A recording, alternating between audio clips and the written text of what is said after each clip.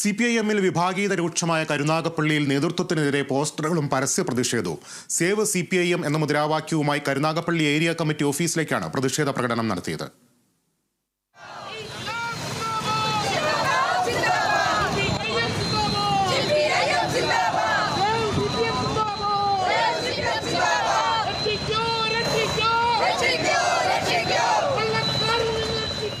Thodiyoor, Alappad, Kulasekharapuram south ഉൾപ്പെടെ 5 local കമ്മിറ്റിയിൽ നിന്നുള്ള പ്രവർത്തകരാണ് പ്രതിഷേധവുമായി രംഗത്തെത്തിയത്.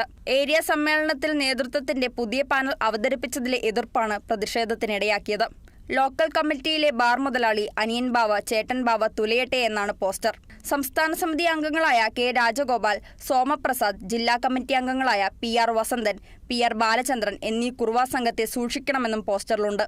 സേവ് CPIM എന്ന പേരിലായിരുന്നു പോസ്റ്റർ പതിച്ചത്.